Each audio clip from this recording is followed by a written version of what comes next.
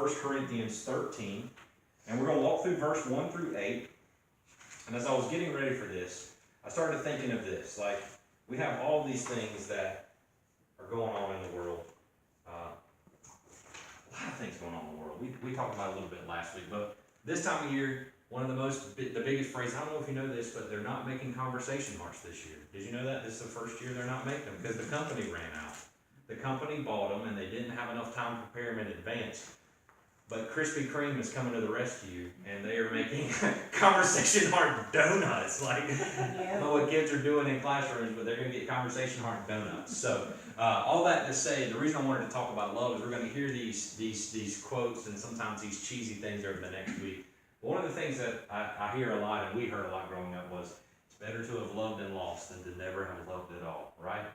So I said, man, we're going to talk about that. And I think about these quotes, I think about this time of year because 1 Corinthians 13 is where we always go when we talk about love. It's the love chapter of the Bible. It's kind of like Hebrews 11 is the hall of faith, as we say, like where everyone talks about faith. 1 Corinthians 13 is the whole chapter on love. So we're talking about love, and then I'm going to tell you why we're talking about it tonight. So 1 Corinthians 13, verse 1 says this, and yet I will show you the most excellent way. Hey-yo. What's the most excellent way, you say? If I speak in tongues of men or of angels, but do not have love, I'm only a resounding gong or a clanging cymbal. If I have the gift of prophecy and can fathom all mysteries and all knowledge, and if I have faith that can move mountains, but do not have love, I am nothing. If I give all I possess to the poor and give over my body to hardship that I may boast, but do not have love, I gain nothing. This is the thing we know the most about this. We quote this all the time. Love is patient. Love is kind. It does not envy. It does not boast. It is not proud. It does not dishonor others. It is not self-seeking. It is not easily angered. It keeps no record of wrongs. Wish I said I was perfect at that, right? Love does not delight in evil, but rejoices in truth. It always protects, always trusts, always hopes, always perseveres. And what does that thing say there at the beginning of verse 8? Love never fails. See, the thing is, what I wanted to talk about tonight with love is, I don't know about you, but I have a hard time believing that. Does anybody else struggle with that? Have a hard time believing sometimes love never fails? And here's one. We go down, and this is probably the number one thing said at every wedding.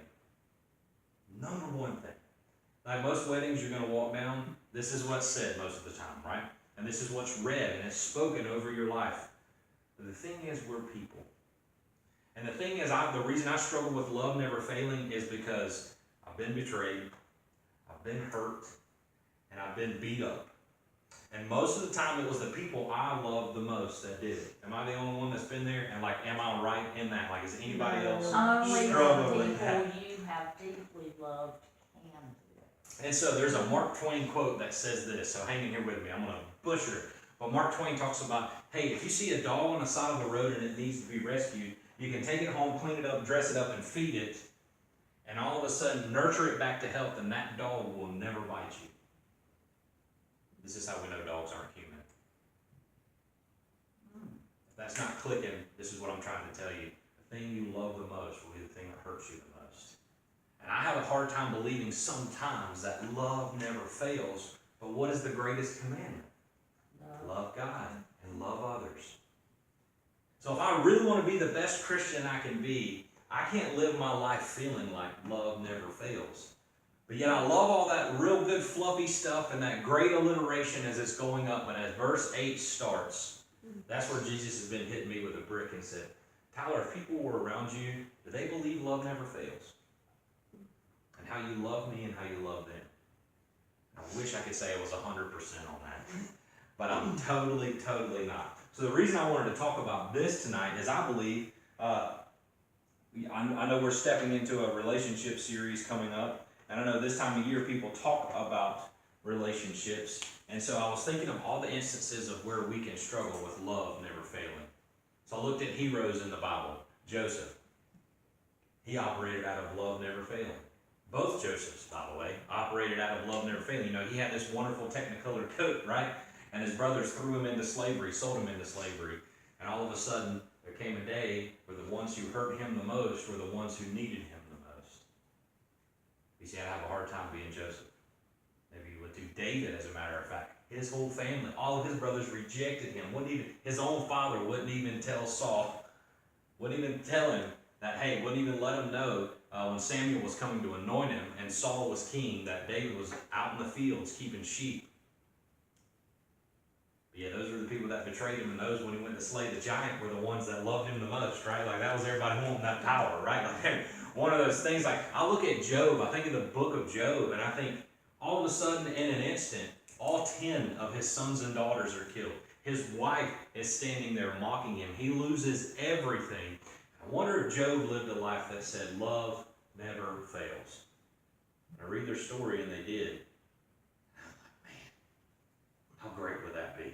So I started thinking about, why do I struggle with believing love never fails? Because obviously, Jesus went to the cross to show us love, right? It's always the answer. Jesus is the answer, right? We know that. Then I started looking at what people called me growing up, and they said, man, you're just like Peter. And I used to think that was a compliment sometimes, and maybe it is. But when I look at Peter, like, Peter just keeps it real. Peter's a guy who jumps out of the boat and says, Jesus, if you call me out of the boat, I'll take a step of faith. And in the next minute, when Jesus says, I'm going to fulfill my plan and go to the cross, he's like, no, you ain't, fool. Like, I'm going with you. Like, I ain't get, like, Peter's the one that'll cuss you one minute, and then the next minute he'll preach you a sermon. Like, and I'm like, man, those people maybe were right. But the thing I know about Peter is when Jesus restored him, Jesus asked him, do you love me? Do you love me? Do you love me? He showed him to live out 1 Corinthians 13:8. Love never fails. So how in the world can I live this life to believe that love never fails?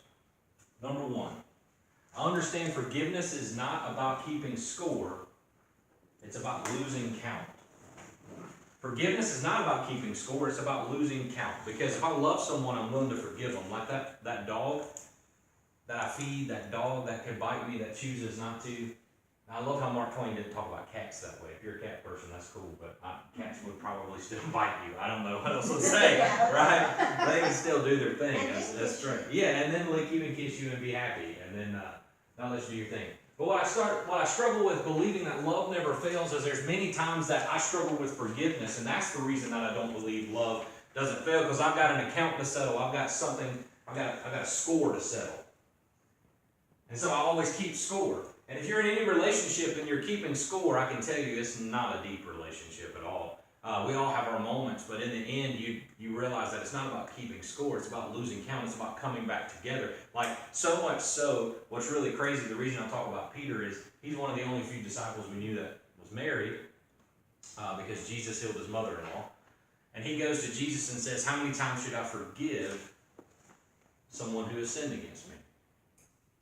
7. And he gets excited. Like, Peter's like, I got the answer. And if we're honest, he didn't take the trash out 6 days in a row, so he was just hoping. Like, he was on day 7, he's probably asking. He probably forgot to throw the towels in the laundry basket the correct way or left the toilet seat up. Like, he was in trouble, so he was going to bring it back to his wife. Now, Jesus said 7 times, right? Like, there was something that was going on. And Jesus looks at him, and we know the famous quote is 7 times 70.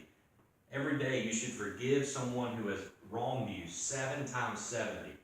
490 times a day. Outside of breathing, I don't know what I do 490 times a day. Maybe I'm wrong. Maybe I need a camera to figure that out. But for me and you, that's how much forgiveness matters in how we love others. So even those that we've hurt, even those that have hurt us, we got to forgive them. That's the hardest thinking part, isn't it?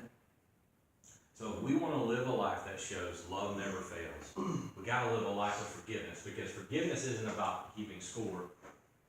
It's about losing count. I wish I could tell you that I was great on that. I wish I could tell you that I was perfect on that, because here's the thing about it too, before we move on to that. I wrote down some crazy notes. Here's the thing about forgiveness. When somebody wrongs me, it's not like all of a sudden the Cinderella ball comes out and once I forgive them, we have this happy ending.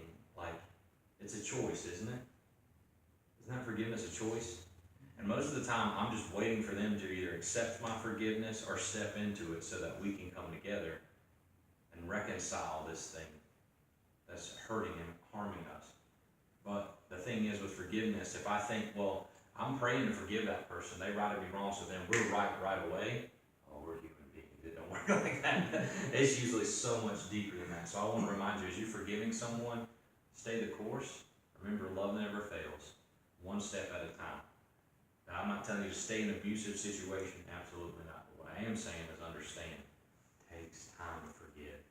Because forgiveness is setting you free, not them. And you got to make that choice to set yourself free and forgive them. Otherwise, when you hold on to that bitterness and that anger and that just, like, they've cut me off 4 times, Lord. Like, I'm just trying to get to church and do your work. Like, when you get mad, just remember, forgiveness. Forgiveness. Number 2, really, I don't have a lot for us tonight. The worst things done to you can bring out the best in you. When you live a life of love never fails, remember that the worst things done to you bring out the best in you. We talked about Joseph. Seriously, Joseph was there. If you remember that story from the Bible, the worst thing that could have been done to him is his brothers acted like he was dead and sold him into slavery and sent him off to be into slavery. And then he gets thrown into prison multiple times. And yet all of a sudden, when redemption was needed, Joseph is the one that God used to feed his brothers and say, hey, what you meant for evil, God used for good. So I want you to know, like, hey, the worst things done to you can bring out the best in you. The reason that I know this is true when it comes through love is because of the cross, literally. The cross of Jesus. The worst thing that could have been done to Jesus for living a perfect life and bearing all of our sins literally was death on a cross. And it ended up being the best thing for all of us. Like, think about that. Like, when you think about so I think back to all the bad things that have happened to me in my life. Because I like to not think of all the bad things I did to people. I only like to think about the things that happened to me, right? But I look how it brought out the best in me.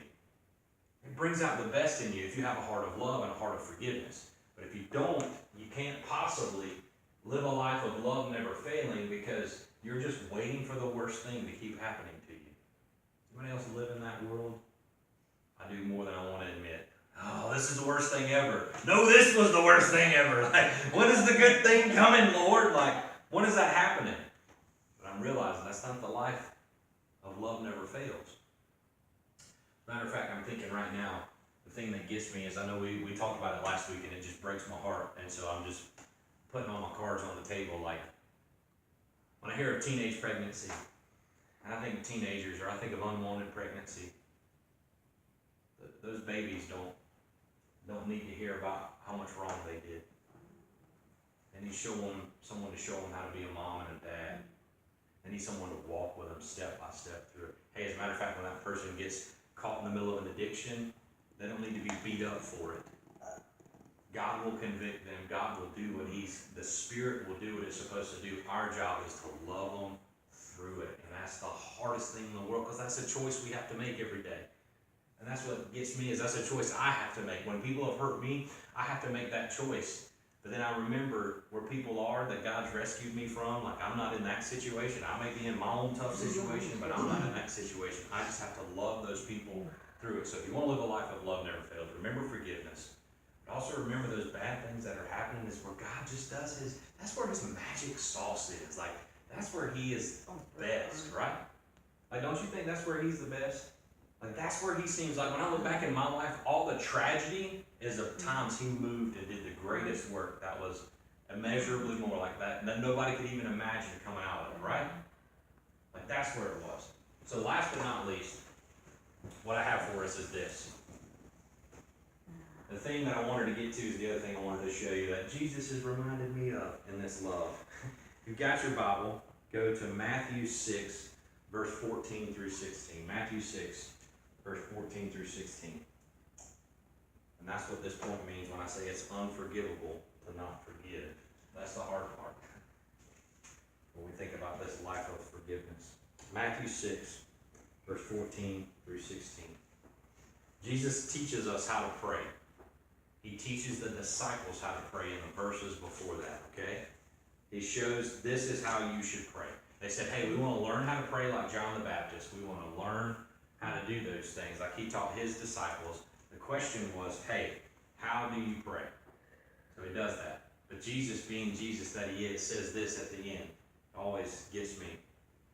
For if you forgive other people when they sin against you, your heavenly Father will also forgive you. But if you do not forgive others their sins, Father will not forgive you your sins. Now, this can be misconstrued and you say, Jesus died for all my sins. Yes, but if you really want to grow in love and you really want to grow in the Lord, you've got to have a heart of forgiveness, even for those who don't deserve it. And sometimes that's just the hardest thing in the world for me. It's just the hardest thing in the world for me. But when I go back to the life I'm supposed to live and the thing we're about to celebrate in just a few days, love. Love. It's a 4-letter word, right? The love. I got to remember that if I want to live a life of love, I've got to have forgiveness. And forgiveness is something I'm supposed to do 7 times, 70 times in a day. The worst things that are happening to me, or the worst things that can ever happen to anyone around me, is where Jesus brings out the best in others, because that's just who he is. And so many times in my life, I be reminded that it's literally unforgivable. Jesus said, hey, you want your sins forgiven? Forgive your neighbor. We've heard the story of the plank in your eye when you're looking at the splinter in theirs. Like, if we really want to be reconciled, if we really want to live a life that shows love never fails, that's exactly where we need to be. And so tonight, the reason I wanted to share that is because I know that all of us are probably walking through situations where we definitely don't feel like loving somebody. We definitely don't feel like God's at work in us, and we definitely don't want to live the life that love never fails. Because in the end, how 1 Corinthians 13 ends is my favorite, of anything.